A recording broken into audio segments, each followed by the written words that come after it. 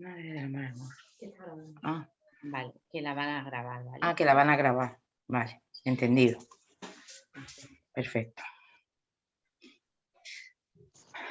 Espera.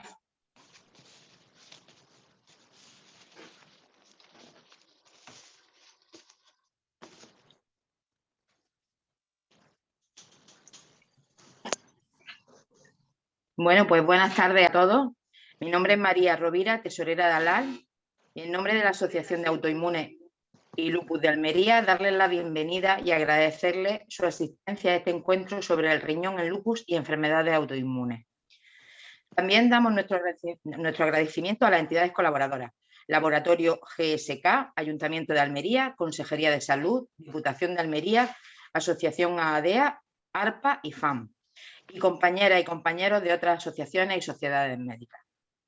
El riñón es uno de los órganos que puede verse afectado en el lupus y las enfermedades autoinmunes. Es muy importante conocer su implicación y la necesidad de mejorar su cuidado. Para hablar sobre ello, tenemos nuevamente la oportunidad de contar con la intervención de una gran profesional especialista en nefrología, pero sobre todo para nosotros destacar su calidad humana y de colaboración que siempre tiene con los pacientes y las asociaciones como ALAL. La doctora Adoración Martín Gómez es nefróloga en el Hospital del Poniente Elegido y pertenece a la Junta Directiva de las Asociaciones Médicas Asociación Andaluza de Enfermedades Autoinmunes, ADEA, y la Sociedad Andaluza de Hipertensión Arterial, SATA, así como de ARPA. Antes de iniciar, comentarles que al finalizar la intervención se podrán realizar preguntas a través del chat de la plataforma. Muchas gracias a todos y ahora mismo voy a dar paso a la doctora.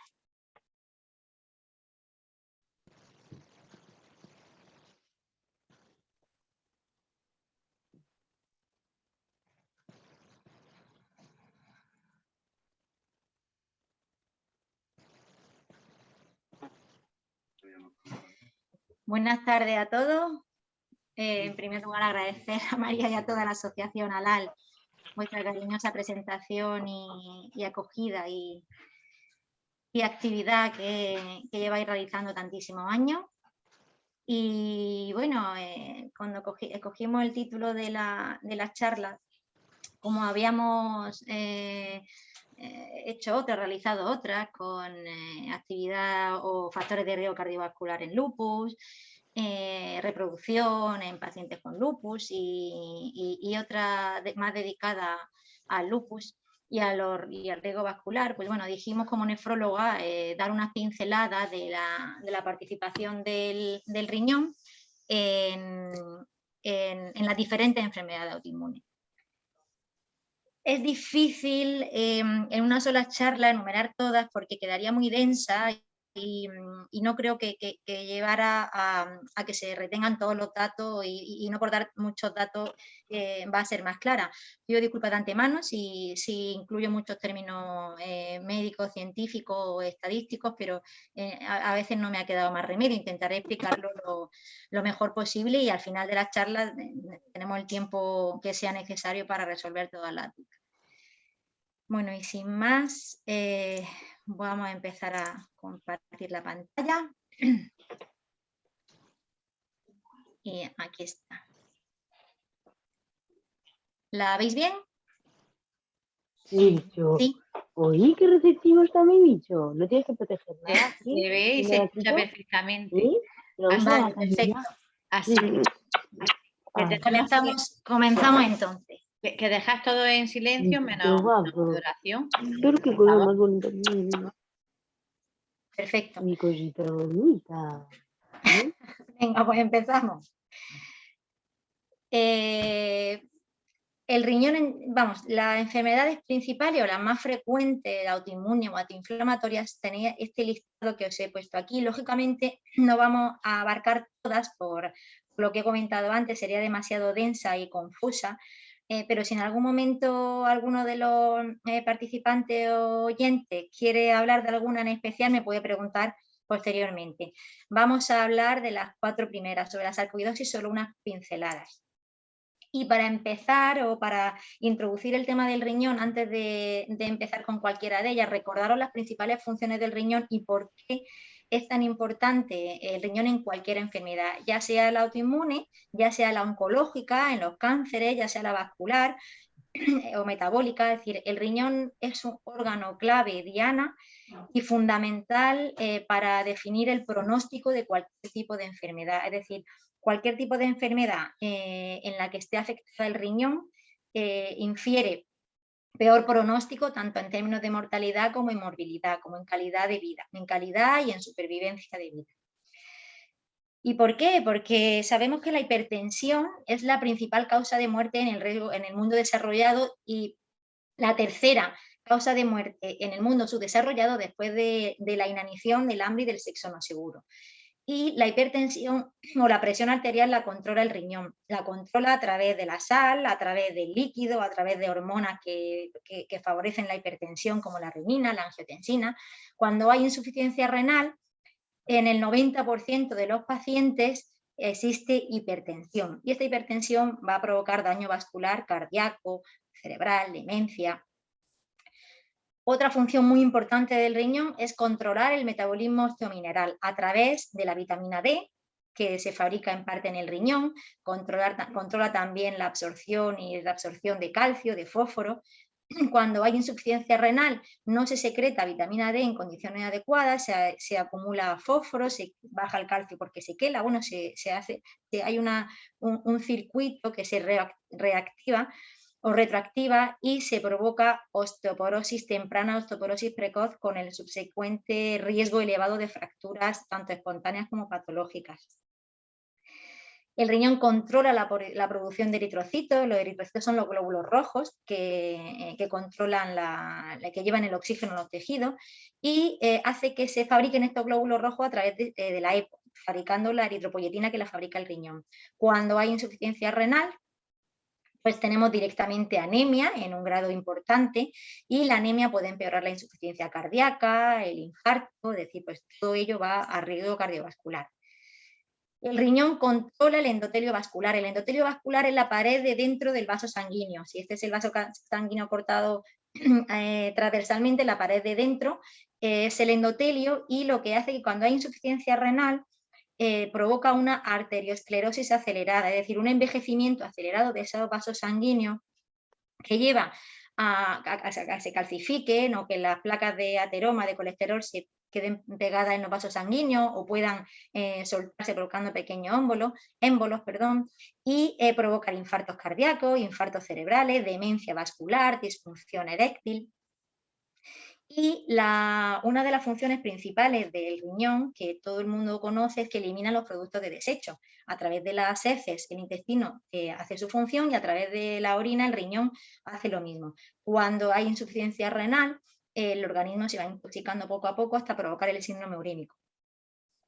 Y así como el riñón elimina a través de este colador que he simulado aquí, para intentar explicarlo, a través de este colador, digamos que aquí está la sangre y este colador, que es el riñón inteligente, hace que pasen los productos de desecho, pero que no pasen los productos que necesitamos para el organismo, que son la proteína, el colesterol, la grasa, el azúcar, vitaminas, todas esas no pasan, pero cuando el riñón está dañado, no pasan los productos de desecho y nos intoxicamos, y en algunas enfermedades renales, como en el lupus, sí que lo que hace es que esta membrana está rota y pasan los productos que no tienen que pasar, como las proteínas, la sangre, que eso se deriva en proteinuria, en hematuria. Pues al perderse estas proteínas por la orina, el colesterol en la sangre va unido a las proteínas, y no va suelto. Si no hay proteína, el colesterol se queda suelto en la sangre y el que puede provocar las placas de ateroma y los infartos. Por eso hay mayor riesgo también de trombosis y riesgo vascular. Bueno, pues estos pilares, la hipertensión, la osteoporosis, la anemia con insuficiencia cardíaca, los infartos, el síndrome urémico, el riesgo vascular, son los pilares a través de los cuales el riñón hace que cualquier enfermedad, ya sea autoinmune, ya sea oncológica, ya sea metabólica, vaya peor en términos de mortalidad y de morbilidad. Pero tenemos suerte porque con cualquier enfermedad se puede prevenir la insuficiencia renal y en la que se diagnostica o no se puede prevenir, en la enfermedad autoinmune se puede tratar precozmente con la batería de tratamientos que tenemos a día de hoy. Dicho esto, a modo de resumen o de introducción para cualquier tipo de enfermedad, comenzamos con el lupus eritematoso sistémico. La afectación renal en el lupus, la nefritis lúpica definida como tal, es la afectación visceral grave. Visceral se refiere a los órganos del organismo que aparece con más frecuencia en los pacientes con lupus. Es decir, en cuanto al órgano, el riñón es el que más frecuentemente se afecta en los pacientes con lupus, más que el corazón, más que el hígado, más que el intestino, más que los pulmones. Aparece el 40% de todos los pacientes y en casi la mitad de los más jóvenes.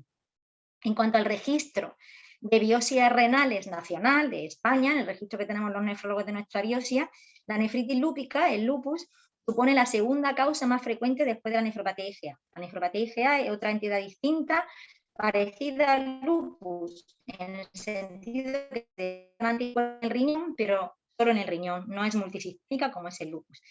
¿Veis la importancia que tiene el lupus en cuanto a frecuencia, aunque es considerada una enfermedad rara? Porque el 12,4% de nuestras biopsias se deben a nefritis lúpica. Y en cuanto a las causas de fallecimiento en lupus, en esta serie de 1000 pacientes, es una serie europea en la que España también participó, pues como veis, la principal causa de muerte era en la actividad del lupus. Estamos hablando de hace casi 20 años, que esta fue una serie muy importante y un registro muy importante que nos valió para tomar muchas decisiones. Seguida de las trombosis y de las infecciones. Pues dentro de esta actividad del lupus como causa de muerte, la del riñón, con este 9%, como veis, es la más frecuente causa de muerte al compararlo con los otros órganos. De manera que se establece o se dice que la afectación renal en el lupus es la afectación visceral individual más representativa para establecer un pronóstico global de la enfermedad. Es decir, que de todos los órganos, el riñón es el más importante que nos va a determinar el curso o la evolución del lupus. ¿Por qué se produce la afectación renal? No quiero que se agobien al ver esta diapositiva, es que yo se la explico lo más fácilmente que pueda. Pues como en toda enfermedad, hay pacientes con susceptibilidad genética. En ello estamos en estudio. La genética actualmente está en expansión porque ya es mucho más barata y mucho más rápida realizarla y cada vez estamos descubriendo más implicación de la causa genética en varios tipos de enfermedades. Hay pacientes con susceptibilidad genética que se exponen a distintos factores ambientales, como puede ser el sol o infecciones, cualquier tipo de fármaco. Hay bastante teoría al respecto, que hace que nuestro sistema inmune, que normalmente está para salvarnos a nosotros de los virus y de las bacterias, y que nuestro sistema inmune, nuestros leucocitos, nuestros anticuerpos, reconocen a nuestro tejido y no lo dañan. Ahora, cuando viene una bacteria o un virus que no es nuestro tejido, lo reconoce como extraño y a ese sí le ataca. Pues nuestro sistema inmune pierde esa tolerancia que tiene hacia nuestro propio cuerpo, que no tiene que dañarlo, y lo que hace es, no nos reconoce a nosotros mismos como nuestro propio cuerpo, y nos reconoce como extraño y entonces ataca a los distintos órganos. Y al atacar el riñón provoca una inflamación renal generalizada. Este es un riñón cortado longitudinalmente y aquí tenemos una aguja para que vean cómo realizamos la biopsia renal con bajo control ecográfico. ¿De acuerdo? Cogemos un cilindrito de todo el riñón y esta es la muestra de la biopsia renal que se ve al microscopio. Estos círculos que ven aquí son los glomérulos, que es el colador ese que les ponía en un principio, que es el encargado de filtrar la sangre y filtrar la orina, o sea, filtrar la sangre, eliminar los productos de desecho y guardar hacia la orina y guardar los productos que sirven hacia la sangre. Pues bien, en este colador se depositan los anticuerpos, diferentes anticuerpos, y en diferentes sitios. Según el sitio del colador que se deposite, están las clases de nefritis lúpica. No se las voy a especificar mucho porque es una cosa más anatomopatológica, más histológica de la nefropatología, pero sí que les suene por si alguno de ustedes tiene su diagnóstico clase 2, clase 3, clase proliferativa difusa, focal. Focal es cuando afecta solo a la mitad del glomérulo y a algunos glomérulos, y difusa cuando afecta a todo el glomérulo y a todos los glomérulos. Esa es la diferencia. Por supuesto, la proliferativa difusa es más grave que la focal. Dentro de esa clasificación también hay que tener en cuenta la actividad o la cronicidad de esa nefritis lúpica. Es decir, cuando biopsiamos, si hay mucha actividad, muchas células inflamatorias, o si se ha diagnosticado ya cuando hay fibrosis, cuando hay tejido cicatricial. Eso quiere decir que la enfermedad lleva tiempo y esa actividad ha hecho su daño y ha evolucionado en tejido cicatricial. Por supuesto, la crónica es más grave porque no podemos tratarla, no podemos curarla. Ya hay cicatrices que no se pueden curar. Hay que actuar en la fase activa. Y por supuesto que cuanto más activa también peor, porque quiere decir que hay más daño, pero aquí es donde hay que actuar lo más precozmente posible. Están catalogadas en la biopsia de 0 a 3, en la 1 punto, y bueno, el índice de actividad va hasta 24 y el de cronicidad 12. Si en la biopsia, si en su resultado de la biopsia ven que el índice de actividad es 20, que es muy difícil porque es poco frecuente, tan elevado, o 11, pues es más grave que si la actividad es 3 y el índice de cronicidad 0, es decir, que lo hemos cogido muy a tiempo. Le estoy dando nociones para que vean su informe médico si lo pueden entender mejor.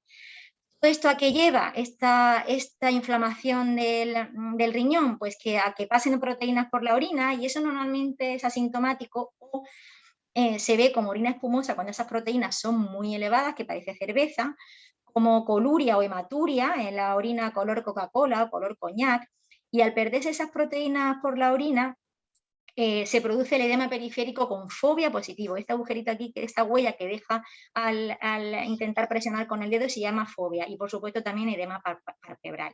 Bueno, pues estos son los síntomas que puede dar una nefritis lúpica o un síndrome nefrótico, pero puede pasar también totalmente desapercibido porque sea menor la cantidad de proteína en orina, y la orina se ve al microscopio, pero no al orinar lo podemos ver nosotros. Depende del grado de afectación. ¿Por qué se hacen biopsias renales en el lupus? Dice, la enfermedad renal en el lupus no es siempre una nefritis. Bueno, pues los pacientes con lupus que ven los internistas, los reumatólogos, cuando hay afectación articular se les da antiinflamatorios para que no les duela las articulaciones. Pues esos antiinflamatorios no esteroideos como el ibuprofeno, Neurufen, el Enantium, que son los que he representado aquí, también pueden hacer daño al riñón. Es decir, no todo paciente con lupus tiene que tener una nefritis lúpica. Puede tener una afectación renal por estos antiinflamatorios no esteroideos. Puede tener una afectación renal porque tenga muchas infecciones de repetición, porque se haya inmunodeprimido farmacológicamente por un lupus general o un lupus eritematoso sistémico de afectación articular, y de tantas infecciones o antibióticos que se le ha administrado para curar la infección, le haya dañado el riñón. O puede tener o también por la hipertensión que es provocado por los corticoides o por los antiinflamatorios que se dan para el lupus, pueden provocar hipertensión, y esta hipertensión dañar al riñón. De ahí la importancia de realizar una biopsia renal en pacientes con lupus, porque en la mayoría va a ser una nefritis lúpica, pero podemos encontrarnos sorpresa a la hora de la causa de la afectación renal en pacientes con lupus. ¿Y el pronóstico de la nefritis lúpica? Bueno, pues dependerá, como hemos dicho, de la clase de nefritis, si es focal o si es difusa, si es el índice de actividad o cronicidad, el grado de insuficiencia renal, si es grave, si es una insuficiencia renal grave con una creatinina muy elevada, el grado de proteinuria, también depende de diferentes razas o etnias, del género, y también depende en gran medida del cumplimiento terapéutico. Es decir, en países sobre todo en los que la seguridad social no es gratuita, el cumplimiento terapéutico es peor, y eso determina que lógicamente no se toma el tratamiento como es debido y la nefritis lúpica vaya peor. Bueno, pues con todos estos factores pronósticos que hacen que una nefritis lúpica pueda ir a mejor o peor, dando un tratamiento adecuado conseguimos a día de hoy cerca de un 90% de remisiones, es decir, de respuesta al tratamiento. Y una vez que hayan respondido, desgraciadamente, aunque hemos conseguido disminuirlo, pero no mucho todavía, en los primeros años del tratamiento, sobre todo en los primeros 2 a 5 años después del debut de la nefritis, puede haber hasta un 40% de recaídas. 40% de recaídas es un número bastante considerable y elevado, y es lo que tenemos a día de hoy. ¿Con qué tratamos esta nefritis lúpica? Pues bueno, seguro que ustedes han oído hablar de todos estos fármacos. Bueno, vamos a intentar desgranarlo un poquito para ver que vean la historia del tratamiento en la nefritis lúpica. Les he puesto una diapositiva de 1986 en la que se vio, porque por entonces se trataban la nefritis lúpica solo con cortisona, prednisona en monoterapia, y se vio que al añadir ciclofosfamida intravenosa, ahora la azatioprina, junto con prednisona, el pronóstico de los pacientes con lupus, es decir, la probabilidad de no presentar insuficiencia renal, era mucho mejor con estos tratamientos, con ciclofosfamida, azatioprina y prednisona, que no solo con prednisona. Este 0,027 es el término estadístico que define, porque es menor de 0,05, que esta mejoría es real.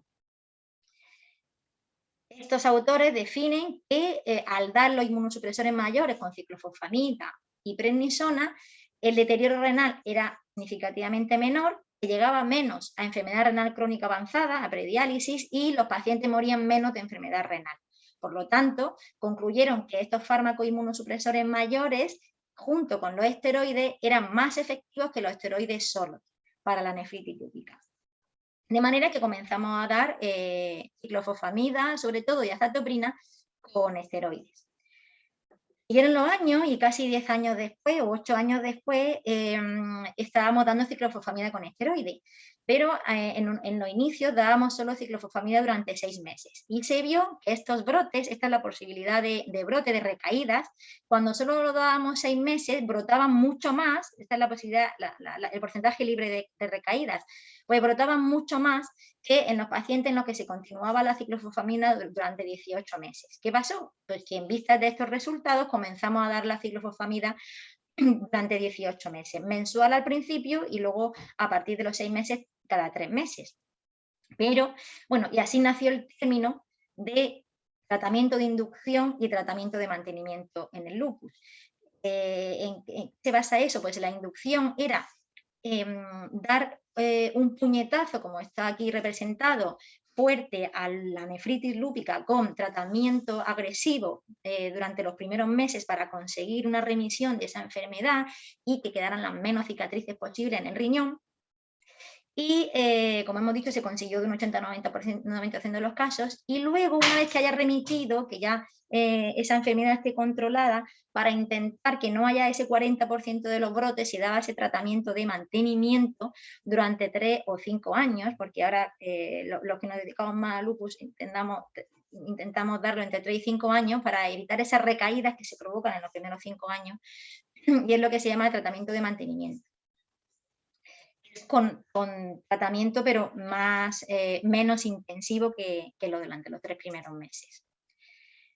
¿Cómo medimos esta remisión o esta respuesta? ¿Qué quiere decir que ha respondido? Bueno, pues quiere decir que analíticamente, por supuesto que si el paciente tiene edema ya no tiene esa hinchazón que provoca la proteinuria, pero la medimos con la analítica viendo que ya no hay proteínas en la orina, ya no hay sangre en la orina, que la función renal ha mejorado y que la actividad lúpica que medimos por el anti-DNA, la velocidad y el complemento ha vuelto a la normalidad.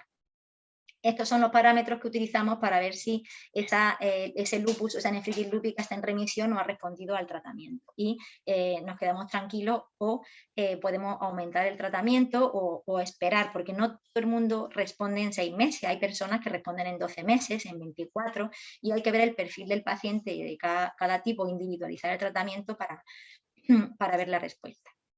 ¿Pero qué pasaba con la ciclofosfamida? Que la estábamos dando durante 18 meses porque veíamos que nuestros pacientes recaían menos al prolongarla a 18 meses, pero fíjese qué índices de esterilidad e infertilidad. Casi la mitad de los pacientes tenían esterilidad.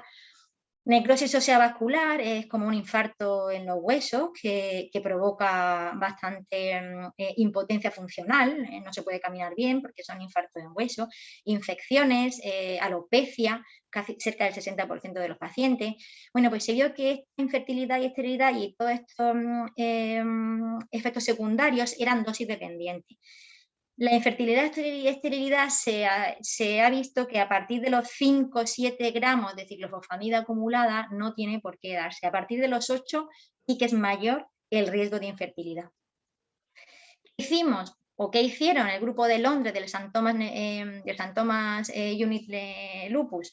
Pues el doctor Graham Hughes, junto con sus compañeros, probaron a dar minibolus de ciclofosfamida. En lugar de dar una ciclofosfamida de 1 gramo mensualmente, daban medio gramo, pero cada 15 días, y solo 3 meses, no 6 meses, para el tratamiento de inducción, para dar el puñetazo ese fuerte a la nefritis lúpica.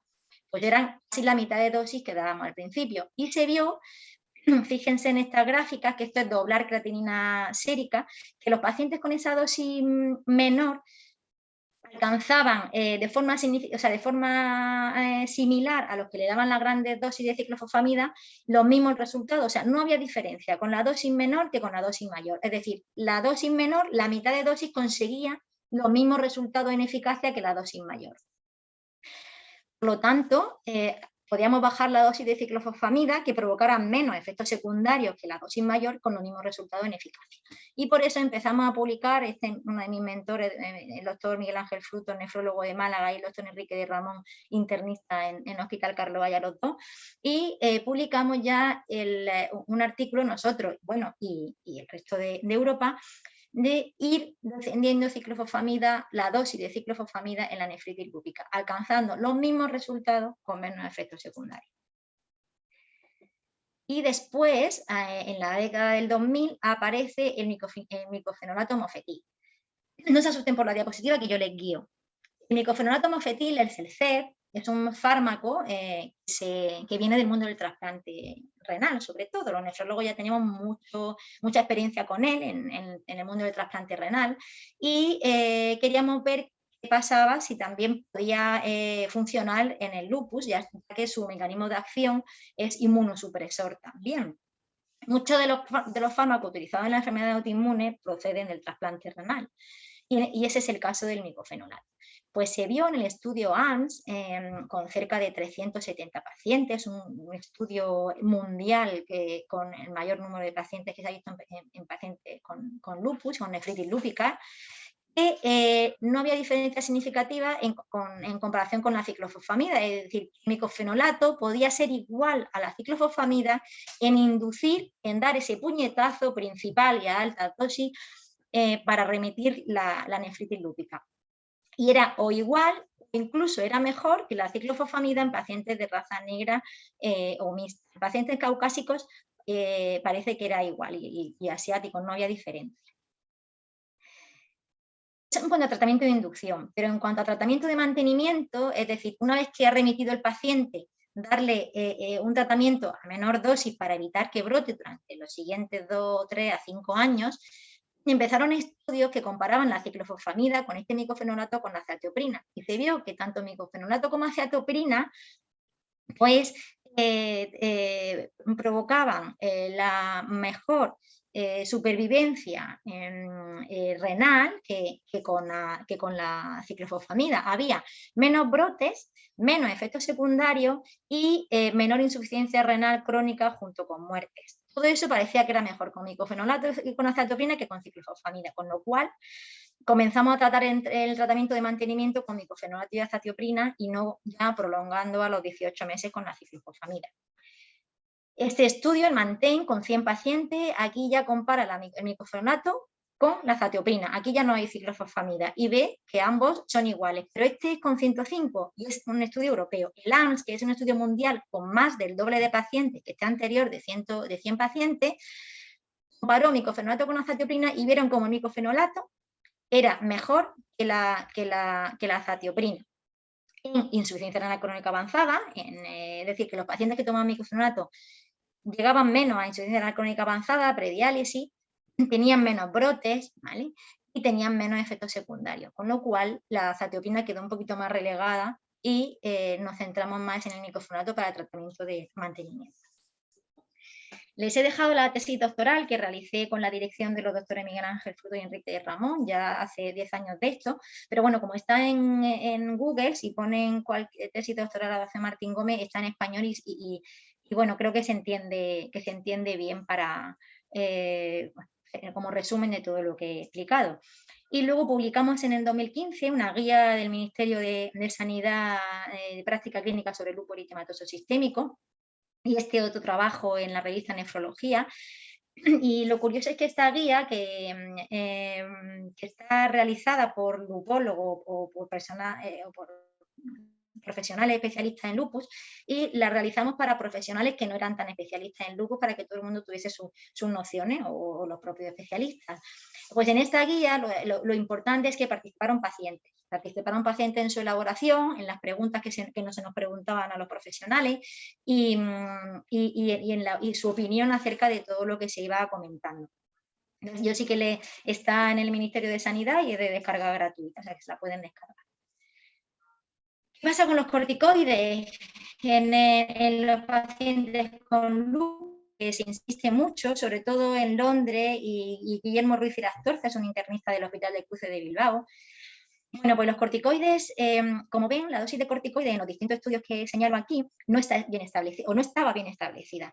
Hay autores o profesionales que daban 0,8 miligramos kilo día, 0,5 miligramos kilo día. 5 miligramos kilo día en una persona de 50 kilos, pues es 25 miligramos. 1 miligramo kilo día, que es en una persona de 50 kilos, 50 miligramos de prednisona. Bueno, pues había diferentes dosis. Se vio que el dar más dosis de cortisona, el 1 miligramo kilo día, provocaba mucha más toxicidad metabólica, osteonecrosis, osteoporosis y catarata y cardiovascular en los pacientes que tomaban menos cortisona. Nos da miedo la ciclofosfamida por la esterilidad, pero la cortisona, créanme, es un buen fármaco para controlar la actividad, pero a su dosis correspondiente. A dosis mayores o durante mucho tiempo puede provocar estrago a nivel cardiovascular, a nivel de diabetes, obesidad, estría, osteonecrosis, osteoporosis. Y poco a poco nos hemos ido mentalizando ya desde hace 15 años para disminuir la dosis de cortisona y darla cuando sea necesaria, no prolongarla en el tiempo para evitar todas estas toxicidades.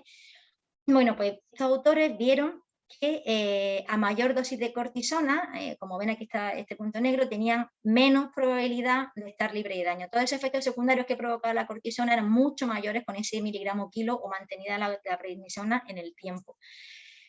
Y aquí hay un estudio de hace apenas 4 años, el grupo de Francia, con el Hospital de Cruces de Bilbao, en el que vieron que la remisión completa era la misma o mejor, con baja dosis de prednisona, con bolos de prednisona, y luego vía oral baja dosis, 30 miligramos día máximo, y luego vamos bajando hasta 5 y suspender, que cuando damos 1 miligramo kilo día y prolongábamos el tiempo. Pues la eficacia era mayor, o sea, era más eficaz con menos dosis de prednisona acumulada, pero además la toxicidad de esta cortisona era mucho mejor, por supuesto, porque había menor dosis. De manera que en esta guía que hicimos en 2015, ya la dosis el resumen que dijimos fue que la dosis acumulada de prednisona y el número de semanas con prednisona más de 5 miligramos al día se asociaban a una mayor toxicidad. La pulsoterapia, la prednisona intravenosa, a dosis de 0,5-0,75 por 3 días, con efectos similares y mucho menos efectos adversos que mantener la vía oral largo tiempo.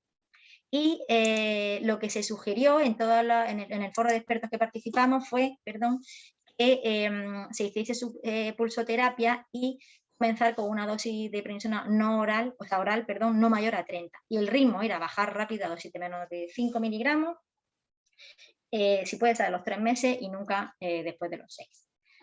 Con eso se consiguen muy buenos resultados y menos efectos adversos. 2 diapositivas más del tratamiento de nefritis lúpica y descansamos 10 segundos. El rituximab, que seguro que lo han escuchado ustedes. Pues el primer estudio de rituximab nació hace ya 10 años y añadido a micofenolato. Es importante porque no era rituximab solo, sino era rituximab con micofenolato y con cortisona. Pues vio que en la respuesta completa, es decir, que se quedara el paciente sin nada de proteinuria y con una función renal perfecta en la respuesta completa, no había diferencia entre dar rituximab o no darlo en pacientes, repito, que ya tomaban micofenolato y cortisona. O sea, ya estaba el paciente tratado, pero era dar un tercer fármaco a ver si mejorábamos o la rapidez de la respuesta o el porcentaje de respuesta. Se vio que en respuesta completa era igual. Esto es ensayo clínico, el trial, y dijimos, bueno, que es un ensayo clínico negativo, no hemos conseguido lo que creíamos. Bueno, pues viendo la respuesta parcial, es decir, que bajara la mitad esa prednisona, sí que se vio que con rituximab era más de la mitad, o sea, más de la mitad o el doble que sin rituximab. Y lo que es más importante, porque esto era a 52 semanas, que a 78 semanas sí que se conseguían todos estos efectos al añadir rituximab que sin añadirlo, ¿no? al micofenolato. Y sobre todo que la dosis de prednisona se bajaba mucho antes y de forma significativa que con el micofenolato solo. Como ven, perseguimos bajar siempre la dosis de prednisona en estos pacientes para intentar evitar todos los efectos secundarios a medio o largo plazo. Aquí tenemos una cohorte de pacientes, es una serie de pacientes, un estudio que se realizó con rituximab y micofenolato, pero sin esteroides, sin cortisona, fíjense la importancia, pues en estos se consigue el 90% de remisión completa y parcial, o sea, igual que en el resto de los estudios, pero no hubo ningún caso de diabetes, ningún caso de diabetes, y por supuesto todos los efectos secundarios asociados a los corticoides pues no existían, con lo cual se llevó a cabo el ensayo clínico para intentar siempre retirar los corticoides lo antes posible, no darlo. O sea que parece que el rituximab sí es eficaz, sobre todo para ahorrar corticoides y mejorar las respuestas parciales. Y por último, el último fármaco del que habrán oído hablar, porque el belimumab lleva con nosotros cerca de 15 años, o 14 años para el lupus en general, para el lupus, para las articulaciones, para la astenia, el cansancio, pero en nefritis lúpica no lleva tanto tiempo y no se ha probado tanto en nefritis lúpica, así que se ha probado en los últimos años que salió el estudio BLISS-LN, en el que se añadía también belimumab al tratamiento estándar, ¿no? Micofenolato.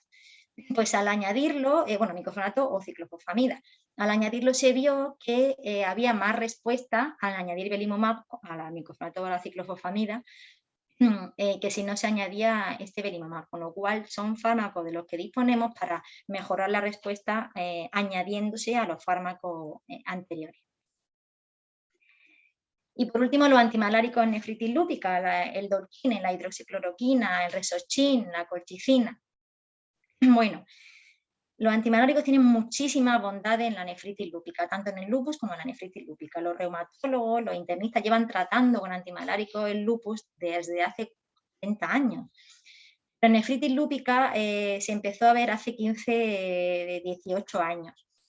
De manera que lo que se vio es que los pacientes con lupus que tomaban antimaláricos, la nefritis aparecía con menos nefritis o más tarde o con menos gravedad. Y además, el dar antimalárico en una nefritis mejoraba la remisión, la respuesta de la nefritis lúpica, enlentecía la progresión y reducía una vez más la dosis acumulativa de esteroides que tanto perseguíamos. De manera que los antimaláricos, además de luchar contra la malaria como un antibiótico o similar a un antibiótico, se ha visto su efecto inmunomodulador, cierta inmunosupresión, antiinflamatorio y antitrombótico, actuando sobre el endotelio vascular, sobre los vasos sanguíneos, el endotelio que es lo que lo recubre por dentro y reduce la inflamación del glomérulo, del riñón. Los efectos adversos preocupan un poco, sobre todo a nivel de los ojos, por eso le enviamos a los que toman antimaláricos al oftalmólogo, pero es muy poco frecuente, hace falta muchos años tomando los antimaláricos para que provoque retinopatía y suele ser reversible. De todas formas, para evitarlo, se remite al paciente al oftalmólogo una vez al principio y luego al año y cada 5 años. Para si se detecta, pues retirarlo o disminuirlo. Puede provocar náuseas, vómitos, pero se tolera, finalmente se tolera. Y debido a estas bondades de los antimaláricos en nefritis lúpica, en el documento de consenso del 2012 de la Sociedad Española de Nefrología y la de Interna, se estableció que todos los pacientes con lupus que tenían nefritis lúpica deberían tener hidroxicloroquina, ¿de acuerdo? Y bueno, y los efectos secundarios con el examen oftalmológico anual a partir de dosis muy elevadas de hidroxicloroquina, ¿de acuerdo? Y la última diapositiva sobre lupus es para que vean lo que estamos haciendo en investigaciones de esta enfermedad. Bueno, hemos visto que hay distintos tipos de tratamiento: ciclofosfamida, micofenolato, belimumab, rituximab, bajar los corticoides lo máximo posible, pero ¿qué medicamento es mejor para qué paciente? No todos los pacientes somos iguales, no todos tenemos los mismos genes, la predisposición, el cumplimiento, no todos tenemos el mismo hígado, el mismo riñón. Entonces, nuestra idea como médicos es dar el mejor tratamiento para cada tipo de paciente. Al igual que a una persona le puede sentar mejor un abrigo que otro o un color de pelo que otro, los tratamientos, el futuro es dirigirlo a según qué tipo de paciente para que a cada persona le siente mejor un tratamiento que otro. ¿Cómo podemos ver eso? Pues bueno, estamos en estudios, son ensayos clínicos, estudios que estamos llevando a cabo para ver con genética, transcriptoma, proteómica y metabolómica las características de cada paciente para, en base a estas características, ver a qué tratamiento respondería mejor y darle ese tratamiento y no ir ensayando pues, con micofenolatos, si micofenolato no funciona, ciclofosfamida, sino rituximab, es decir, dirigir el tratamiento a cada persona de forma individualizada. Bueno, en eso estamos. El Hospital de Poniente participa ahora junto con Granada, Málaga y Córdoba en un ensayo clínico que se llama 3TR, Taxonomy Treatment, para ver la monitorización y la actividad y los biomarcadores en la nefritis lúpica y en el lupus en general, y ver qué respuesta a tratamiento tiene cada paciente y esas características de cada paciente para poder definir cuáles son las que responden a un tratamiento y otro. Bueno, espero no haberles dejado cao y respiramos unos segundos para cambiar de tema, porque el lupus es el más denso de todos. Sin embargo, es una enfermedad a través de la cual se pueden explicar muy bien otros tipos de enfermedades. Eso es lo bonito de esta enfermedad, aunque el que la padece, por supuesto, pueda no pensar así, lógicamente, ¿no? Vamos con el síndrome de Sjögren, que es el síndrome seco, que lo conocerán por el síndrome seco del ojo y el síndrome seco de la boca. A los pacientes les cuesta salivar, no tienen saliva suficiente y tampoco tienen lágrimas suficientes, porque la afectación, sobre todo, está en la glándula salivales y la glándula lacrimal. El síndrome de Sjögren puede ser primario o secundario. Primario es un síndrome de Sjögren puro y secundario es que puede ser secundario al lupus, esclerodermia o a otro tipo de enfermedad. El primero es la segunda enfermedad autoinmune sistémica más prevalente después de la artritis reumatoide, o sea que el síndrome de Sjögren es muy frecuente, pero en la nefritis no lo es tanto. Se da sobre todo en mujeres también, al igual que en lupus en un ratio de 9:1, pero la edad media no es la edad reproductora de las mujeres como en el lupus, sino de la edad media de 50 años. Es poco frecuente, es de 0,15, 0,09, depende de las distintas series. Haciendo un resumen, se ha visto que el dintel está entre 0,01 y 0,1% de los habitantes, y en alguna cohorte pequeña de pacientes, cohorte grupo de pacientes de pues de Italia, de España, de un hospital en concreto, de una comunidad, visto que asciende hasta el 0,72%, o sea, es una enfermedad considerada rara. No se asusten a ver esta diapositiva, que no la voy a explicar, simplemente decir que debido también a factores ambientales, a genética y a hormonal, aunque son mujeres de 50 años, o sea que aquí la hormona interfiere menos que el lupus, pues a esos factores hacen que se active una célula epitelial, que esa célula epitelial y la célula dendrítica. Las células dendríticas son otro tipo de anticuerpos que tenemos, otro tipo de célula del sistema inmune, de leucocitos que tenemos en nuestro cuerpo para defendernos. Bueno, pues hace que se activen distintos marcadores y células que al final terminan activando los linfocitos B, que son las que sintetizan los anticuerpos.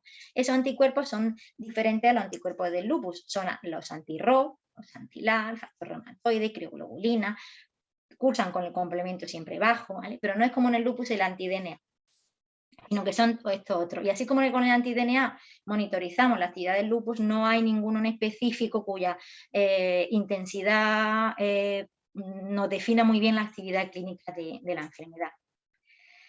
Como les decía, el síndrome de Sjögren se define por boca seca y ojo seco, y no siempre es que me falta la lágrima, a veces, o que tengo la boca seca, a veces por voz ronca, débil, no saboreo bien la comida, no trago bien, o tengo el ojo rojo, es decir, que igual la sintomatología es un poco larvada y uno no va al médico hasta pasado mucho tiempo porque no sabe que existe estas posibles signos o síntomas, ¿no? No siempre es la lengua agrietada y el ojo seco, sino que tiene pues, un dintel de intensidad de más leve a más grave. Pero la afectación extraglandular, o sea, esta es la de los ojos, la de los lagrimales, la de la saliva, pero el resto de afectaciones del pulmón, del sistema nervioso periférico, la neuropatía, el cutáneo, pues se afectan de un 1 a un 30% de todos los pacientes con síndrome de Sjögren. El riñón, fíjense, que no es como en el lupus, que hasta el 50% están afectados, sino solo un 5% de los pacientes con síndrome de Sjögren tienen afectado el riñón. viendo distintas series, distintas publicaciones, distintas series de pacientes o cohortes de Grecia, Italia, Estados Unidos, China, Francia, pues se ven distinta afectación, distinto porcentaje renal. Estos son pacientes con Sjögren, perdón, y unos tienen afectación renal el 4% de todos los pacientes, otros un 27%, o sea, es muy variado. Estima entre un 5 y un 9%, aunque en las grandes series puede que haya hasta un 33%. ¿Por qué hay esta diferencia entre un 5 o un 33%? No está bien establecida en la literatura el porcentaje de afectación renal en el Sjögren.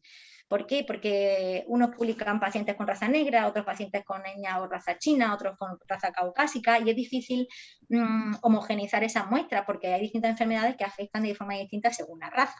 La mayoría de los estudios son retrospectivos. ¿Qué quiere decir esto? Pues que a partir de, yo tengo muchos lupus, muchos Sjögren que estoy viendo durante 10, 15 años, bueno, pues voy a repasar la historia a ver quién tiene afectación renal o no.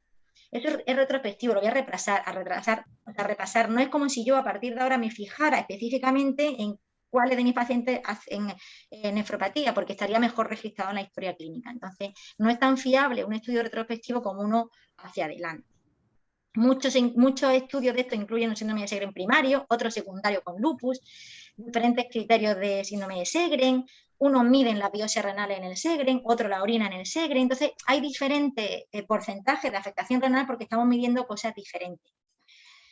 Sobre todo porque la afectación renal en el Sjögren es en su mayoría latente o subclínica, es decir, no da síntomas. Los médicos internistas y los reumatólogos que están viendo Sjögren deben y lo hacen fijarse mucho y muy bien en la orina y en los parámetros renales de la sangre para ver si ese paciente, sobre todo en la orina, el pH urinario, para ver si ese paciente puede tener un Sjögren. Porque a veces esos parámetros son muy poco significativos y se nos pasa por alto. Ahora en la ADEA, en la Asociación Andaluza de Autoinmunes, junto con la Asociación Española de Nefrología, estamos haciendo un estudio de prevalencia de afectación renal en el síndrome de Sjögren. Y bueno, creemos que vamos a encontrar resultados interesantes que contaremos cuando terminemos el estudio. ¿Cómo afecta el síndrome de Sjögren al riñón? Pues miren, este es el glomérulo, el colador que les decía. Al igual que la neurona es la unidad funcional del cerebro, la nefrona es la unidad funcional del riñón. Y la nefrona, si este es el riñón, pues está en estos trocitos que ven aquí. Hay cerca de 2 millones de nefronas al nacimiento, ¿no? Si vemos macroscópicamente esto, este es el colador en el que se filtra la sangre y luego ven que hay túbulos por los que va la orina hasta que lo excretamos al exterior por la vejiga o la uretra. Bien, pues en el riñón se diferencian bien estas dos entidades o estos dos compartimentos. Uno es el túbulo renal y otro es el glomérulo. Pues así como el lupus afecta más al glomérulo, aunque también al túbulo, pero más al glomérulo, en el Sjögren lo que más afecta es el túbulo.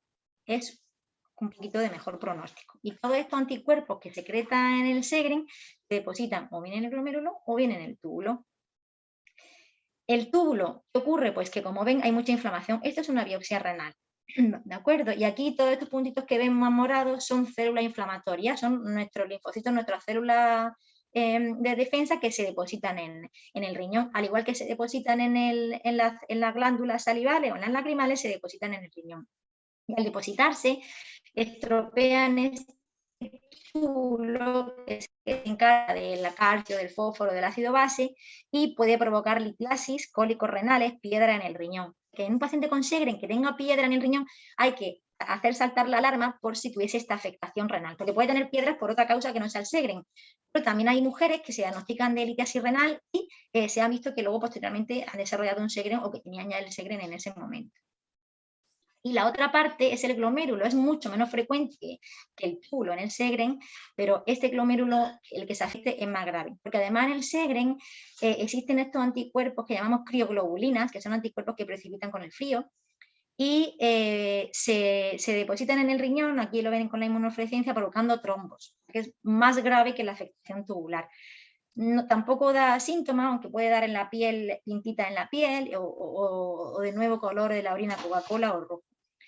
Esa es la importancia de la afectación del Sjögren, la afectación renal en el Sjögren, que empeora también el pronóstico y el tratamiento del Sjögren, Pero además la afectación renal por crioglobulina, por estos anticuerpos fríos, hace que los pacientes con Sjögren tengan más riesgo de presentar un linfoma, un cáncer de células de sangre, que si no tienen esta afectación renal. A ver, la afectación es bajita, es hasta un 9% la posibilidad de desarrollar un linfoma, pero tener afectación renal aumenta mucho esta posibilidad, o sea que hay que estar pendientes de ello.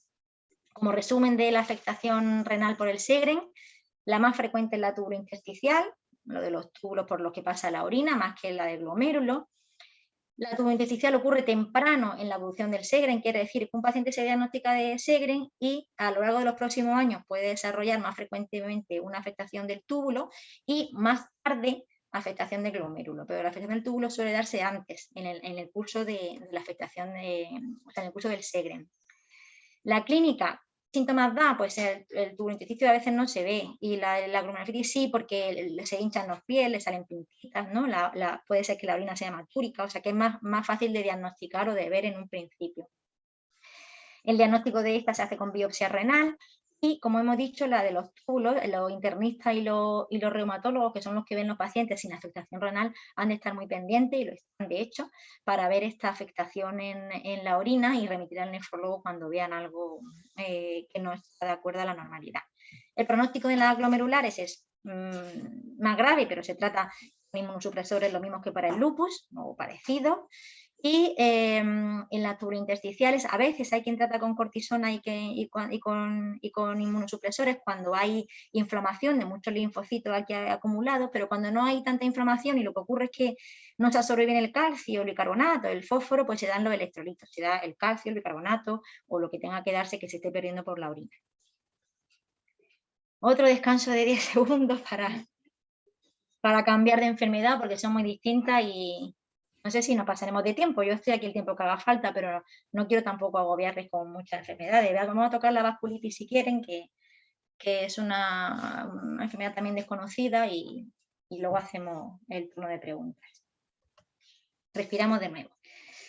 Bueno, pues la vasculitis, este es un vaso sanguíneo que se va dividiendo en vasos sanguíneos cada vez más pequeños.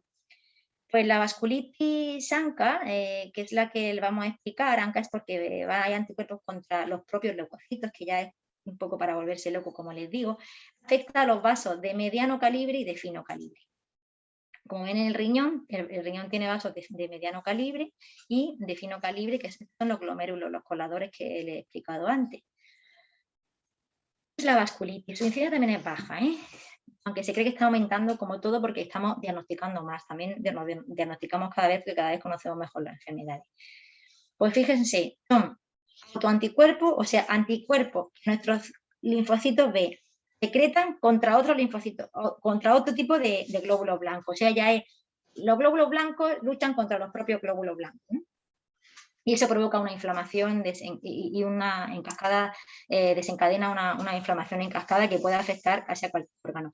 Es muy típico el sangrado nasal, el de los pulmones, la afectación del riñón determina muchísimo el pronóstico, afectación articular, de piel y sobre todo que la vasculitis, aunque sea larvada o insidiosa, es decir, puede estar produciéndose durante meses sin que el paciente se dé cuenta, es un cansancio, febrícula, dolor de cabeza, pérdida de peso, que el paciente no sabe lo que tiene. Dice, estoy muy mal porque me encuentro muy mal, pero no sé lo que tengo. Y se ha hecho estudios porque tiene un cáncer y nada, y se ha hecho estudios porque tiene anemia y nada.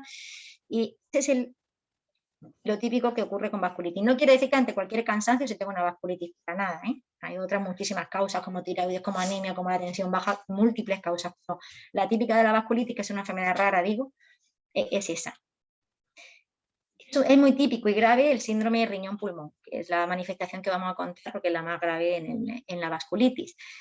Ya he dicho que la afectación renal suele ser aguda, pero también puede ser insidiosa. Insidiosa es lentamente en el tiempo. Y es muy característica la coluria, que es hematuria, ¿de acuerdo? Y no tanta orina espumosa porque no tiene tanta proteinuria. La proteinuria es muy poquita, es más coluria e insuficiencia renal. Es decir, insuficiencia renal que no se detoxifica la sangre correctamente. Y luego, en cuanto al pulmón, pues puede haber hemorragia pulmonar y el paciente al toser expectora sangre. La sangre puede ser o bien que esté en una úlcera o bien que venga del pulmón. En este caso es del pulmón. Pero también puede darse esta deformación en el tabique nasal, sangre por la nariz, las pintitas en los mareo, el dolor de cabeza, la astenia, el malestar. El que esté el riñón afectado, ¿de acuerdo?, determina totalmente el tratamiento de la vasculitis. La vasculitis se diferencia entre localizada o sistémica temprana, que es leve, es decir, no es que sea leve, pero es mucho menos grave que la afectación renal, porque cuando es localizada o sistémica temprana, que no afecta al riñón, el tratamiento es totalmente diferente a cuando es generalizada o severa, que quiere decir que afecta al riñón o cualquier órgano diana, cualquier órgano vital, pero sobre todo el riñón porque es el que más frecuente toca. O sea, que determina fundamentalmente el tratamiento. Y la historia la vamos a resumir en una sola diapositiva, pues es parecida a la del lupus. Antes solo eran corticoides en monoterapia, la sobrevivencia no llegaba ni al 20% de pacientes al año, o sea, se morían el 80% al año.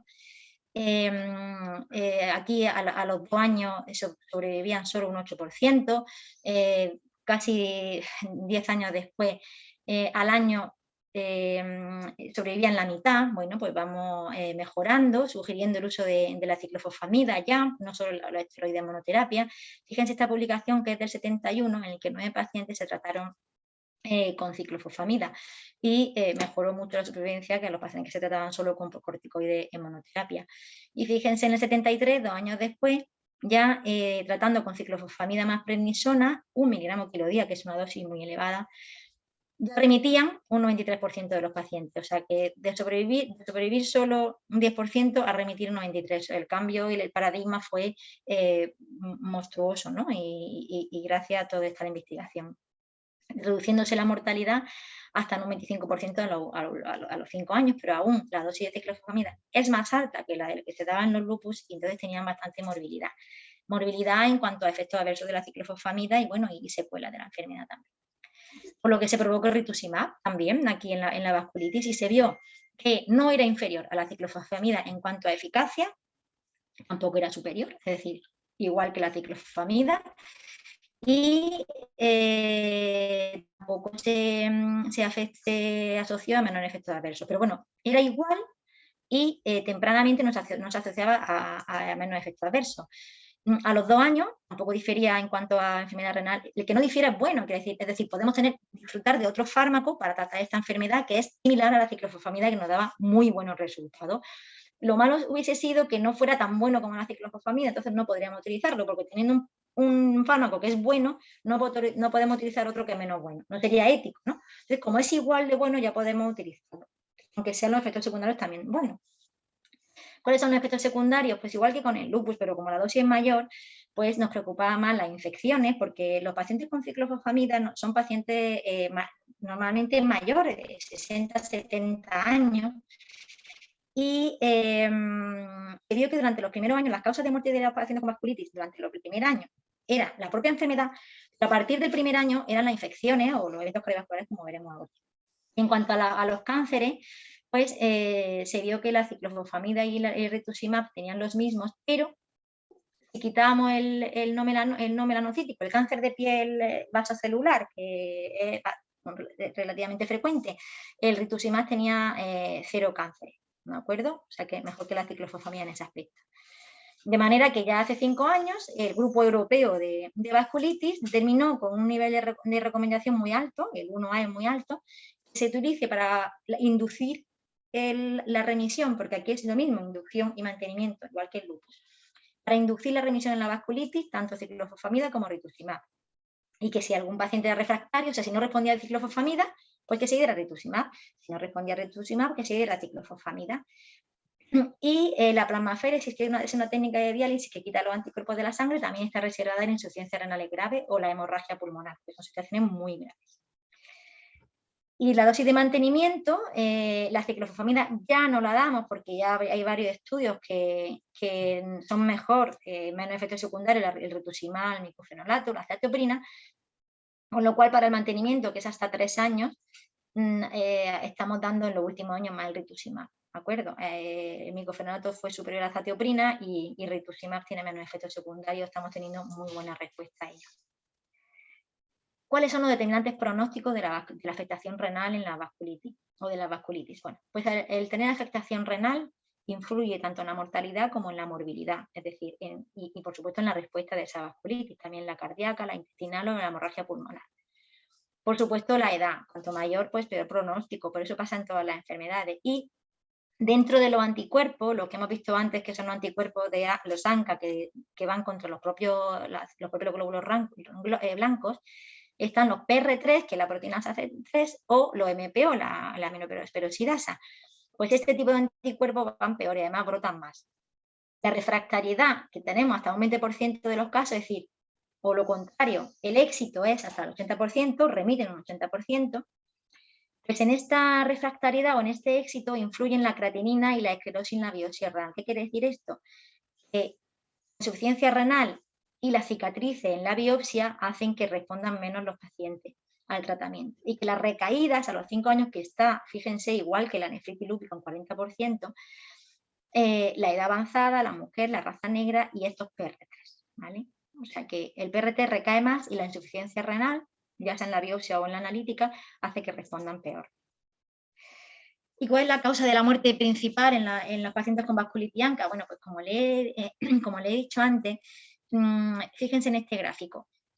En menos de un año del diagnóstico, la principal causa de muerte es un 50% de contribución, la infección. Antes le he dicho que era la actividad de la enfermedad, pero se vio que ya no se morían tanto de la actividad de la enfermedad porque sabíamos tratarla muy bien, pero sí de infección.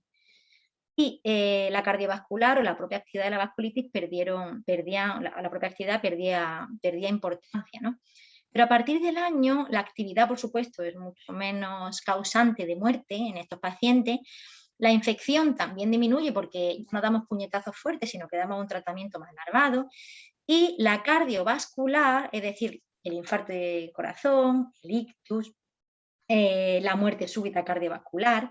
La cardiovascular es la que alcanza más importancia en cuanto a causa de muerte a partir del año. ¿Qué ocurre con esto? Dimos una charla, creo que hace 2 o 3 años, de factores de riesgo vascular en la enfermedad autoinmune, y es que cada vez es más importante. De hecho, desde la DEA, junto con la SATA y el Hospital de Poniente y la Universidad Pompeu de Barcelona, a raíz de un trabajo fin de grado de Alejandra Rodríguez Torres, una estudiante de Ejido que estudia en la Universidad Pompeu de Barcelona, realizamos un estudio a nivel de toda Andalucía, en colaboración con la Sociedad Andaluza de Hipertensión y la DEA, para ver qué estaba pasando desde el punto de vista cardiovascular en los pacientes con vasculitis ANCA. Conseguimos recoger 220 pacientes y vimos que un 13% de ellos, casi un 14%, tenía un evento cardiovascular, o infarto, o ictus, o amputación, o enfermedad vascular de los pies. ¿En qué influía el que tuvieran esa enfermedad cardiovascular? Pues a mayor edad, más enfermedad cardiovascular, y fíjense en la hipertensión arterial a los 6 meses después del diagnóstico. Y aquí me paro un poco porque la frecuencia de hipertensión en la población general es de un 40% a los 40 años, pero a partir de 60-65 años aumenta un 60%. En pacientes con vasculitis, porque eso es en población general, 60% más de 60 años. En pacientes con vasculitis, que con una edad media entre 60 y 70 años, a los 6 meses del diagnóstico, la hipertensión no era 60%, era un 80%. Es decir, que la hipertensión en los pacientes con vasculitis es un 20% más que la hipertensión en los pacientes sin vasculitis. Eso hace que la preocupación por la hipertensión sea muy importante en este tipo de pacientes, porque es causa de evento cardiovascular, de infarto, de ictus o de enfermedad vascular periférica. Y en cuanto a muerte, en cuanto a fallecimiento, lo que vimos fue, nos murieron el 23% de los pacientes, pero estamos hablando de 1980 al 2020.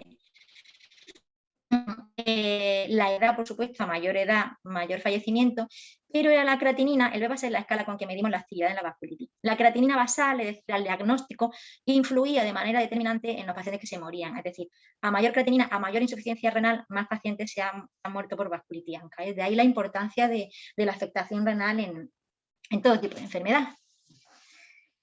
Y acabamos con la vasculitis. Damos un último respiro y la sarcoidosis son solo 2 diapositivas. Es extremadamente infrecuente la sarcoidosis, pero las causas son las mismas y lo que ocurre es que la inflamación no son ya anticuerpos, sino que son los glóbulos blancos que forman un granulo, ¿no? O sea, forman ahí un nódulo como un tumor benigno, parecido a la tuberculosis, pero sin tuberculoma, ¿no? Sin el microorganismo. La afectación renal es extremadamente rara en la sarcoidosis, pero vemos pacientes con sarcoidosis, ¿sí? Y puede ser primaria porque haya esa infiltración de las células en ese es tubular como en el Sjögren, ¿no? Hay una infiltración ahí en el tejido que solo se ve al microscopio, no da orina espumosa porque da poquita expresión clínica, no da orina espumosa ni de periférico ni sangre en la orina, no suele. O también puede ser secundaria porque es que la sarcoidosis hace que se secrete mucha vitamina D, estos granulomas secretan vitamina D, aumenta el calcio, y este calcio en exceso puede provocar piedra en el riñón u otras cosas, ¿no?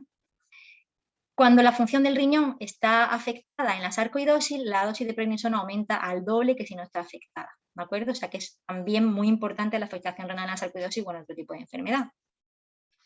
Y por último, decir que existen los síndromes de overlap. Los síndromes de overlap quiere decir que un paciente con lupus tiene también Sjögren o vasculitis ANCA, que un paciente con sarcoidosis puede tener ANCA o Sjögren, que un paciente con vasculitis ANCA puede tener lupus, es decir, hay una mezcla de diferentes tipos de enfermedades. Aquí hay un artículo con 7 casos de vasculitis ANCA y Sjögren, en los que se ve que la afectación renal es mucho mayor que si no tuviese los ANCA. Hay mayor afectación extraglandular, es decir, en lugar de ojo seco y boca seca, hay más afectación de distintos órganos, ¿no? Es más grave. Y luego la esclerosis sistémica no la hemos tocado también por su rareza, pero se ha visto que muchas veces tienen síntomas de esclerosis, de artritis reumatoide, de Sjögren y de lupus. O sea que, y todo eso complica más la supervivencia, es decir, los síndromes de overlap son más graves que si solo tienen una enfermedad. Como resumen, ¿qué decir de toda la charla? Es que la afectación renal es frecuente en el lupus y en la vasculitis ANCA, e infrecuente en el Sjögren y sarcoidosis. Puede darse como afectación primaria de la enfermedad, de los propios anticuerpos o linfocitos se depositan en el riñón, o también que el riñón sea sufridor por el propio tratamiento de la enfermedad, como es el caso típico y desgraciado de los antiinflamatorios no esteroideos, que se dan para los dolores de las articulaciones, de cabeza. Ya hace falta receta para adquirir este tipo de fármacos, pero hasta hace poco no hacía falta y se abusaba mucho de ellos. Y son grandes nefrotóxicos, hay muchas personas en diálisis por los antiinflamatorios. Existen los síndromes de overlap, como hemos dicho, y hay enfermedades renales que, pues de ahí la importancia de la biopsia, que pueden ser secundarias al lupus o otras enfermedades que sean distintas al lupus en pacientes con lupus. Es decir, un paciente con lupus puede tener también otra IgA o tener ateromatosis de colesterol en el riñón, es decir, que no porque tenga un lupus va a tener siempre nefritis lúpica, ¿no? Hay otras enfermedades. La afectación del riñón empeora el pronóstico de cualquier enfermedad, ya sea autoinmune, oncológica o metabólica, y complica, por supuesto, su tratamiento. De ahí la importancia del diagnóstico. Si hay que hacer biopsia renal, es importante hacerla, no siempre es necesario, pero en la mayoría de los casos sí. Y un tratamiento dirigido, no solo a la afectación aguda, es decir, en ese momento hay que dar el tratamiento a esa enfermedad, pero también a la hipertensión que puede provocar todo ese tratamiento, al fósforo que se acumula en la insuficiencia renal, o sea que por todo ello tiene que ser valorado conjuntamente con el internista o el reumatólogo por un nefrólogo. Y nada más, podemos pasar de unos riñones enfermos a unos sanos y ser felices como nos hacía Pepa todo. Siempre acabo con ella, pero bueno, aquí lo tenéis siempre presente. Estoy dispuesta o ya para todas las preguntas, que no sé si hay aquí en el chat. A ver. Pues muchísimas gracias, Dorita, por la charla. Ha sido muy interesante. Empezamos con las preguntas. La primera que tenemos aquí es de Carmen Rodríguez, que pregunta que cómo podemos cuidar nuestros riñones con alimentación, cómo podemos cuidarlos nosotros con alimentación y autocuidado. Vale. Bueno, pues la prevención primaria es prevenir una enfermedad sin que aparezca siquiera. La secundaria es cuando ya ha aparecido, prevenir otro brote o que progrese a más. Bien, pues bueno, me permitan que nombre a la asociación ARPA, porque a través de ella intentamos hacer prevención primaria en los colegios. ¿Cómo podemos cuidar nuestros riñones para no tener con la alimentación? Pues fundamentalmente retirando la sal de la mesa. Retirando la sal de la mesa y los productos sazonados, es decir, no hacer este movimiento, y el ave creen, la soja japonesa tiene muchísima sal. Es decir, debemos educar sobre todo a nuestro hijo, porque de mayor es muy difícil educar el paladar cuando se está acostumbrado a una tesitura, a un sabor, porque la sal, recuerden que es el mayor condimento, el mejor condimento para dar sabor, pero la sal provoca hipertensión, provoca insuficiencia renal, demencia, cáncer de esófago, osteoporosis, o sea, simplemente la sal, no solo por lo que provoca después. Y por supuesto, en cuanto al riñón, pues es bastante perjudicial.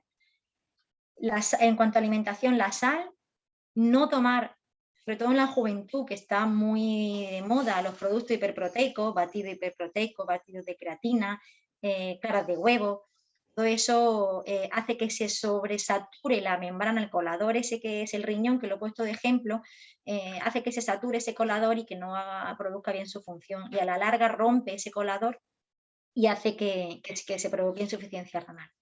O sea que sobre todo, bueno, y por supuestísimo, controlar la obesidad, la grasa. Tengan en cuenta que el riñón nace con 2 millones de nefronas, y nace con esas nefronas, no hay más.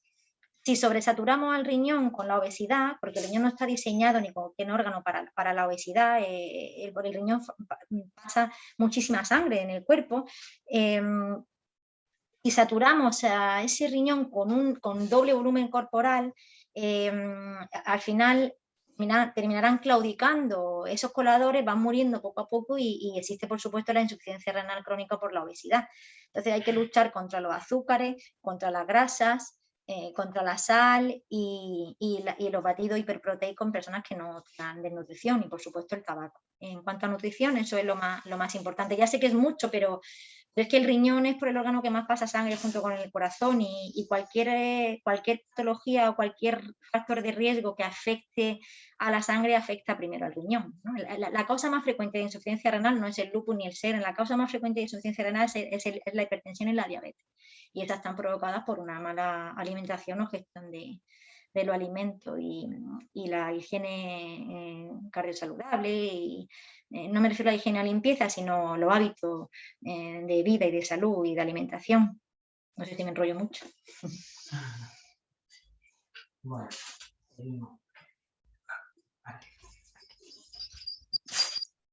seguimos. Amor Fernández nos pregunta, ¿las demás enfermedades autoinmunes pueden afectar al riñón? Sí. A ver, la amiloidosis afecta típicamente al riñón.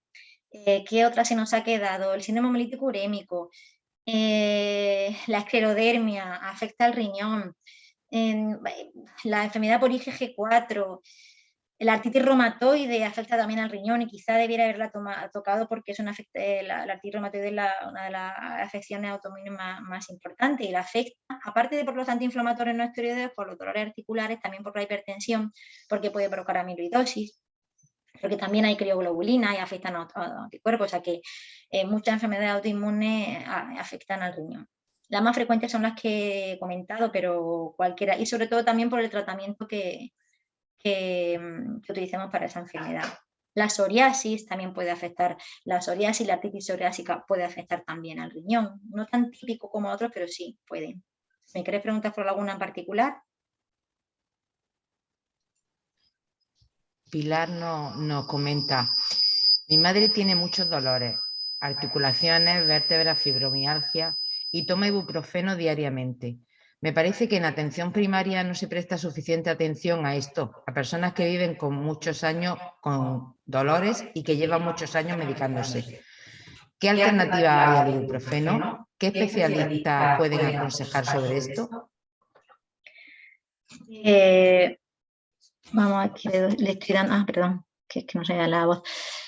Cada vez hay más conciencia sobre los antiinflamatorios no esteroideos. Yo en mis informes de alta llevo 15 años aquí en Almería, en el Ejido, y 15 años escribiendo en el informe de alta evitar antiinflamatorios no esteroideos, entre paréntesis como ibuprofeno, neurofen, diclofenaco, enantium, y si dolor, nolotilo, paracetamol fundamentalmente, porque no hacen daño al riñón, a menos que no se tenga alergia, pues nolotilo, paracetamol. El paracetamol puede hacer daño hepático, pero eso se lo pregunten a su digestivo si tienen daño hepático. Si no, pueden tomar sin problema nolotilo, paracetamol, o ya una tercera escala del dolor, opiáceos, como derivados de la morfina, ¿no? Que está la morfina, que es el tope o el escalón mayor, pero antes de llegar a la morfina, pues hay otros opiáceos más flojos, menos fuertes, que el tramadol, por ejemplo, o los de fentanilo. sus médicos de familia conocen y cada vez están más mentalizados para no darlo. Luego, si el dolor es muy limitante, pues puede derivarle el médico de familia al anestesista, a la unidad del dolor del hospital donde procedan o que le corresponda, y allí sí tienen más experiencia en analgésicos mayores. Pero tomar un antiinflamatorio diario de por vida es muy peligroso. Tanto para el riñón como para el sistema cardiovascular. Los antiinflamatorios, se han visto que las personas que toman antiinflamatorios tienen más infartos cardíacos, porque es que destroza las arterias también, ¿eh? Una lucha contra los antiinflamatorios. Lo siento por los reumatólogos, pero es que al riñón y al sistema cardiovascular, y los reumatólogos lo utilizan cuando ellos también creen que es necesario. O sea, si hay que utilizarlo, pero siempre con precaución y monitorización. Galaxy no... Galaxy pregunta: buenas tardes, quisiera saber qué dosis de micofenolato de mantenimiento debe establecerse y durante cuánto tiempo. Gracias. Bueno, mire, el estudio AMS, que fue el estudio más grande de 370 pacientes con micofenolato, la dosis porque las dosis que damos a los pacientes son dosis basadas en estudios que se ha comprobado eficacia. Pues en ese estudio se daban 2 gramos al día, 1 gramo cada 2, o sea, 3 gramos en inducción y 2 gramos en mantenimiento, 1 gramo por la mañana y 1 gramo por la tarde. Los nefrólogos tenemos experiencia en el trasplante renal, y en el trasplante renal finalmente en mantenimiento pues no damos 1,5 gramos y 1,5 gramos, se puede dar, o sea, los 2 gramos, íbamos bajando dosis hasta medio gramo y medio gramo, pero si hacemos, luego hay otros estudios que no es el AMS, que son más en cortes europeas con menos dosis. Pero depende de la respuesta que vaya teniendo, sobre todo bajar los corticoides lo primero, y según la respuesta que vaya teniendo se puede quedar con 1 gramo cada 12 horas durante 2 años e ir bajando 3 a 5 años, o ir bajando poco a poco y quedarse con la dosis de mantenimiento. Lo indicado son 2 gramos, 1 gramo cada 12. Luego ya depende de la experiencia de cada uno, puede ir bajando a 1,5 gramos, o sea, o 500 cada 8. Depende de la respuesta y de los factores pronósticos que tenga ese paciente de recaída o de la analítica. Pero lo fundamental, yo prefiero dejar micofenolato más y dejar corticoide al mínimo para evitar los efectos deleterios, y dejar con micofenolato 1 gramo cada 12. Y depende si ha tenido, por ejemplo, un paciente que ha tenido muchos brotes, pues sí se puede dejar 5 años el tratamiento. Ten en cuenta que los pacientes trasplantados están de por vida con ese tratamiento y con otro más. Entonces, si el micofenolato le ha dado efectos secundarios, pues se puede añadir belimumab o rituximab y bajar la dosis de micofenolato. Pero la dosis el tiempo de mantenimiento, eso es una gran pregunta que sale en todos los foros de expertos, que antes era 2 a 3 años, ahora se plantea ya desde hace muchos años, de 3 a 5 años. Pero ya depende de los factores de riesgo, como digo. Si es un paciente que brota mucho, que ha tenido muchas recaídas, pues se intenta mantener más tiempo, lógicamente. Si es su primer brote o su primer episodio, se intenta de 2 a 3 años, y a partir de 2 años ir bajando a dosis poco a poco, y con seguimiento o monitorización cercana en la consulta cada 3 meses. Cuando está bajando dosis, pues hay que verlo cercano y monitorización cercana por si presenta el brote.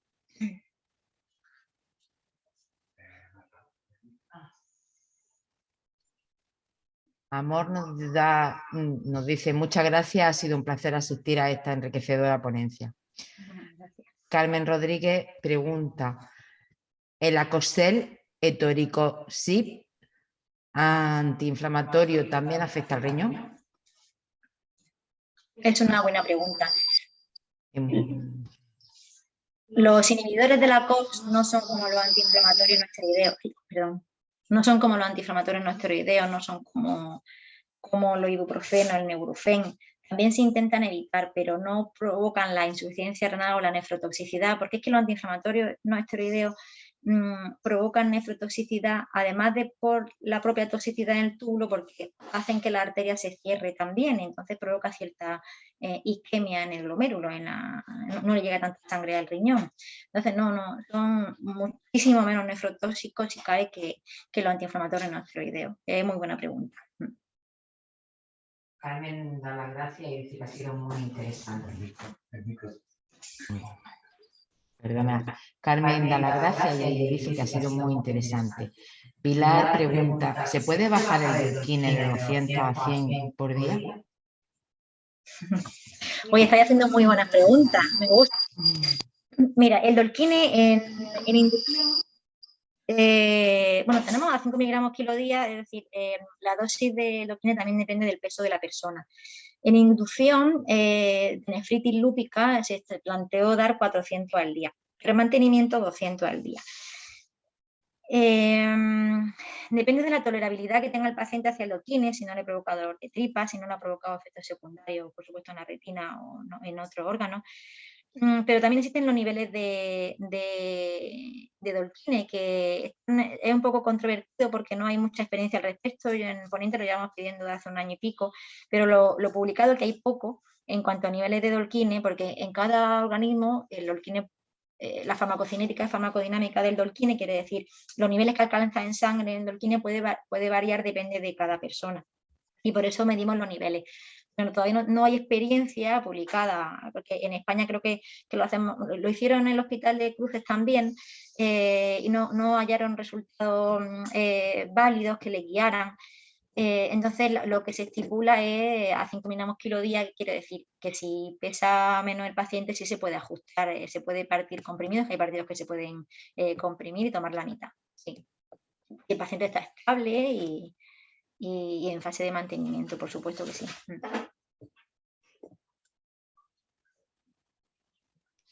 Bueno, no tenemos más preguntas y nada, damos por terminada el encuentro sobre el riñón en lupus y enfermedades autoinmunes, agradeciendo a la doctora Adoración Martín Gómez su participación y nada, es que darte las gracias, siempre, de corazón. Muchísimas gracias. A vosotros siempre, de verdad que para mí es un placer venir aquí